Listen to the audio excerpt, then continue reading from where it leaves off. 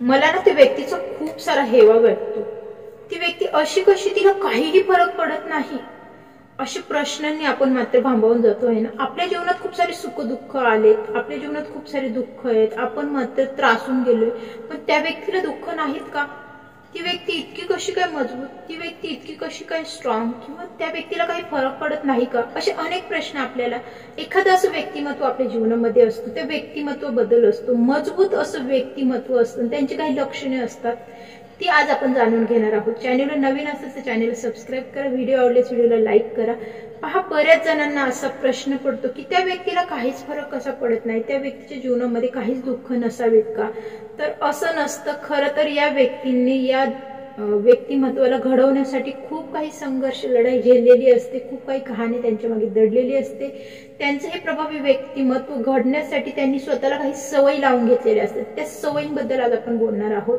तर त्या सवयी जर तुम्हाला जाणून घ्यायच्या असेल, स्वतःचं व्यक्तिमत्व जर असं मजबूत असं व्यक्तिमत्व तुम्हाला घडवायचं असेल, मग ते स्त्री असो किंवा पुरुष असो, त्यांच्यासाठी खरं तर आजचा हा व्हिडिओ शेवटपर्यंत पहा. व्हिडिओ आवडल्यास व्हिडिओला लाईक करा.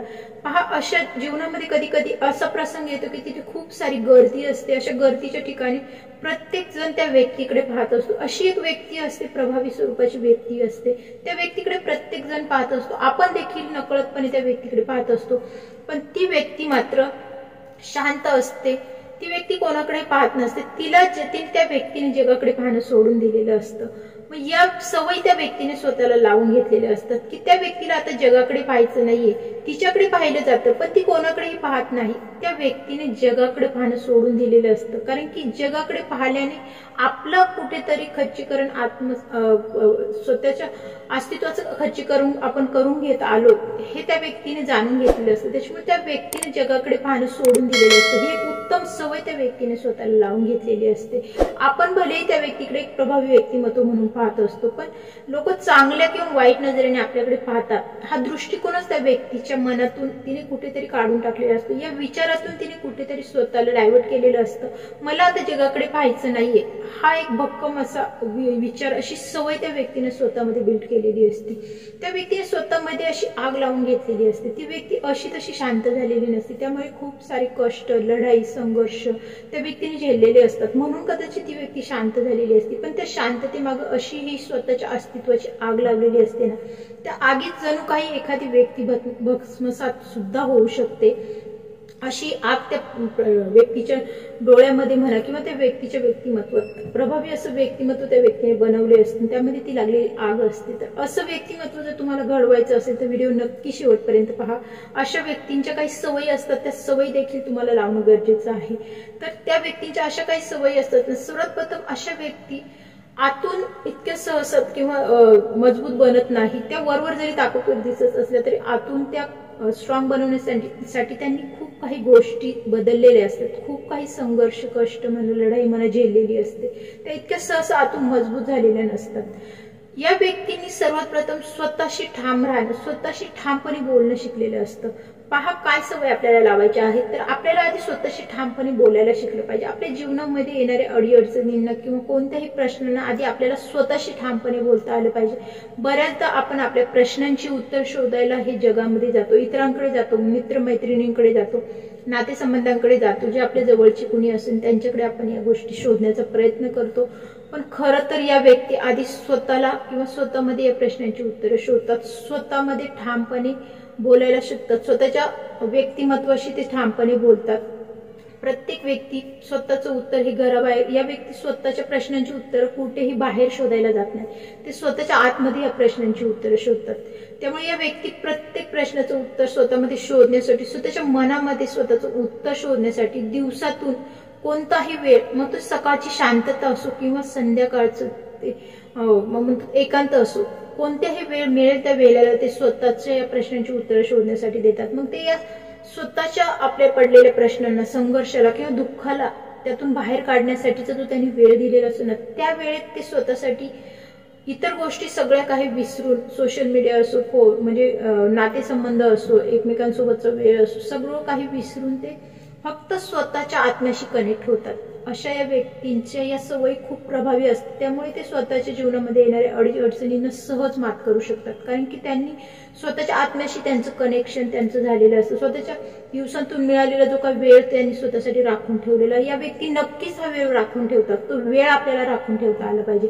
आपल्याला जर आपल्या जीवनामध्ये येणाऱ्या अडचणींच्या सोडवायचं असेल ना, तर त्या प्रश्नांची उत्तर आपल्या स्वतःसाठी आपण स्वतः इतकं जेवढं प्रभावी देऊ शकतो ना, तेवढी उत्तरं इतर कोणीही आपल्याला देऊ शकत नाही.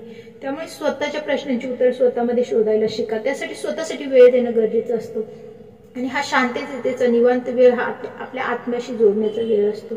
जो आपल्या आत्म्याशी जोडला जातो, आपल्या आत्म्यामध्ये जी भीती असते, एखादी गोष्ट आपण करू शकलो का नाही, त्या प्रश्नाचं उत्तर आपण या भीतीतून शोधू शकतो. ती भीती आपल्याला नेमकी कुठे कशी वाटली, ती या शांततेतून आपल्याला मिळते. त्या एकटेपणातून आपल्याला त्याची जाणीव होते की आपण कुठे डगमगलो, आपल्याला नेमकी भीती कुठे वाटली, त्या भीतीचं समर्थन आपण कसं करू शकतो, त्यातून आपण बाहेर कसं पडू शकतो आणि आपला तो अडचणीचा मार्ग आहे तो कसा सोडवू शकतो, या सगळ्या प्रश्नांची उत्तरं तुम्ही स्वतःच्या आत्म्याला कनेक्ट होऊन जर विचारलीत ना, तर नक्कीच आपल्याला या सगळ्या प्रश्नांची उत्तरं मिळतात. एखाद्या नातेसंबंधातून सुद्धा जर आपल्याला त्रास होत असेल, तर या नातेसंबंधातून बाहेर पडण्यासाठी आपल्याला काय करावं लागेल, याची उत्तरं सुद्धा आपलं अंतर्मन आपल्याला नक्कीच देतं. आपल्या अंतर्मनाला उभारी देण्यासाठी सर्वात महत्वाची सवय मध्ये स्वतःच्या अंतर्मनाशी कनेक्ट होणं.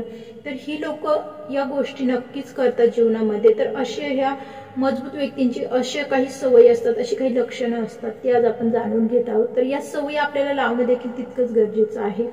जे करतोय ते योग्य आहे की अयोग्य आहे, हे असे अनेक प्रश्न ते स्वतःशी विचारतात. योग्यतेची अयोग्यतेची, आणि ज्या गोष्टी करणार आहोत त्या आपण म्हणतो ना आत्मविश्वासाने, तो आत्मविश्वास निर्माण करण्याची ताकद या अंतर्मनातून आपल्याला आलेली असते. त्याशिवाय एकटेपणाला कधीच दुर्बलता अजिबात समजायचं नाही. आत्मसंवाद हीच या व्यक्तींची सर्वात मोठी शक्ती असते. त्याच्यामुळे स्वतःशी आत्मसंवाद हे लोक नक्कीच साधतात. सकाळची वेळ असो किंवा संध्याकाळची वेळ, स्वतःसाठी यांनी हा वेळ राखून ठेवलेला असतो. स्वतःशी जोडलं जाणं हे या व्यक्तिमत्वाला खूप उत्तमरित्या प्रभावी जमतं.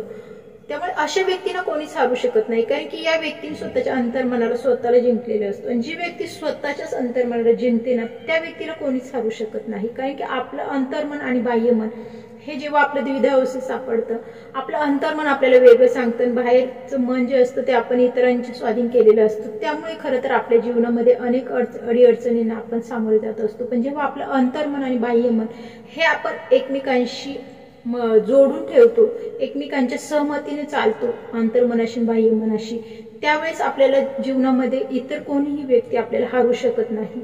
ही सर्वात महत्वाची गोष्ट या लोकांकडून आपल्याला शिकायला मिळते. आपल्या आत्म्यासोबत आपण कनेक्ट राहणं हे खूप गरजेचं असतं.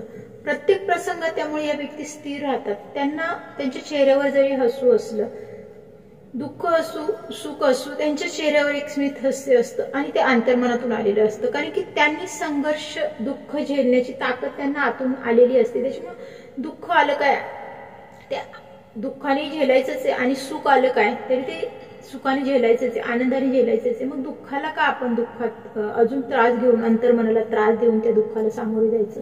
दुःखांना आपली भीती वाटली पाहिजे असं ते धाडस दाखवतात.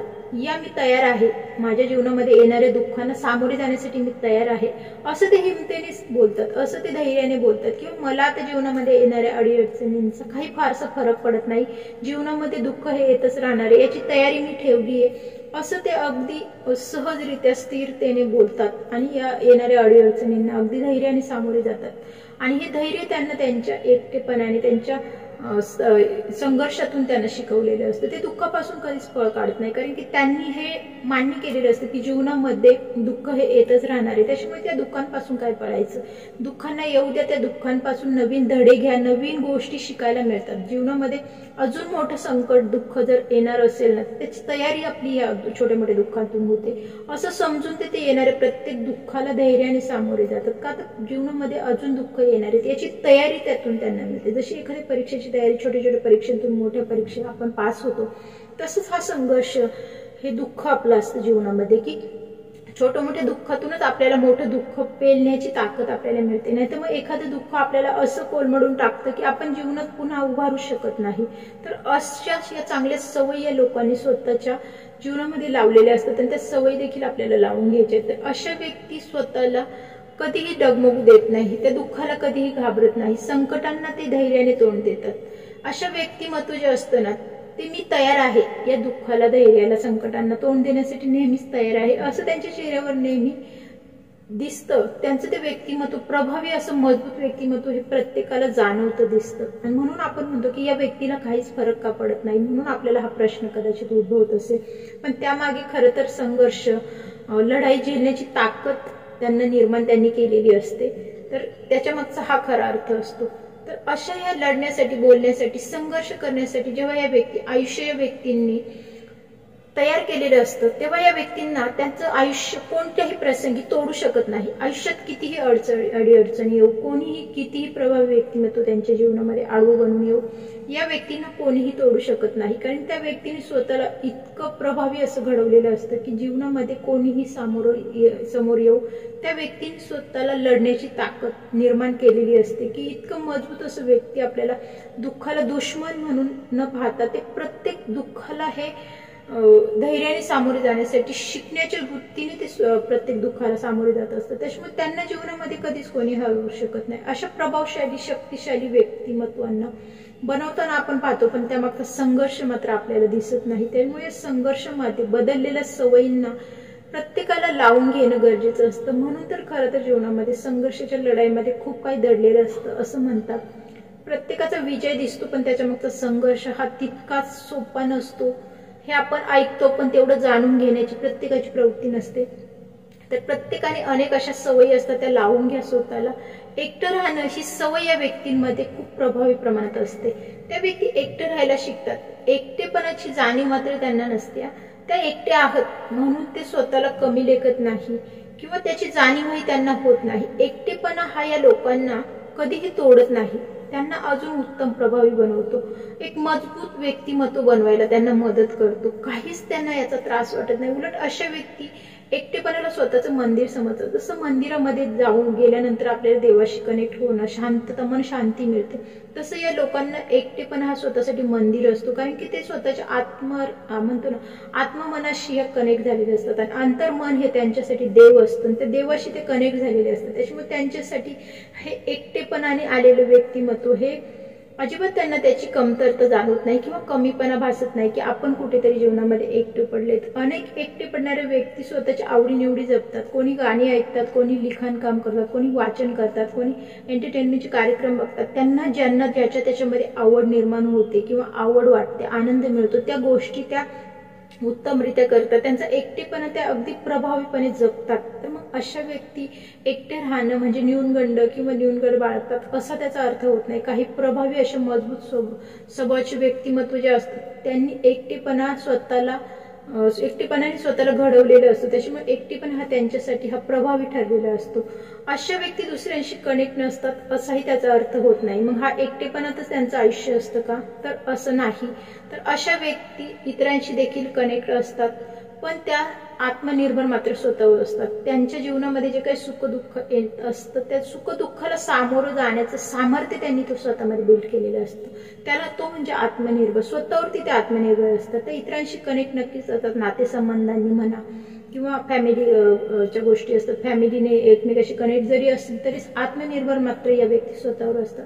जरी कोणी या व्यक्तींना तोडण्याचा प्रयत्न केला ना तरी मग या व्यक्ती तुटत नाही। तर अशा या भक्कम स्वरूपाच्या व्यक्ती असतात, त्या एकटेपणातून स्वतःच्या अंतर्मनाशी जोडल्या गेलेल्या असतात। तर अशा व्यक्तींच्या अशा काही सवयी असतात ज्या त्यांनी स्वतःमध्ये बिल्ड केलेल्या असतात। त्यांनी जगाकडे पाहणं सोडून दिलेलं असतं, जग काय म्हणेल हे ऐकणं सोडून दिलेलं असतं। तर अशा या व्यक्तींसाठी किंवा अशा व्यक्तींचं जर व्यक्तिमत्व तुम्हालाही जर बनवायचं असेल, तुमच्या बाबतीतही कोणी असा विचार करावा असं तुम्हाला वाटत असेल की त्या व्यक्तीला काहीच फरक का पडत नाही, तर असं व्यक्तिमत्व बनणं हे खरंच खूप प्रत्येकालाच असं जमत नाही। खूप कमी जणांना या गोष्टीची तयारी दाखवता येते। तर तुम्हालाही जीवनामध्ये जर असं स्वतःचं व्यक्तिमत्व प्रभावी असं मजबूत व्यक्तिमत्व बनवायचं असेल तर आजच तुम्ही या सवयी लावून घ्या। व्हिडिओ आवडला असेल तर व्हिडिओला लाईक करा, चॅनलला नवीन असाल तर चॅनलला सबस्क्राईब करा। पुन्हा अशा एखाद्या विषयाला घेऊन लवकरच भेटूया, तोपर्यंत धन्यवाद।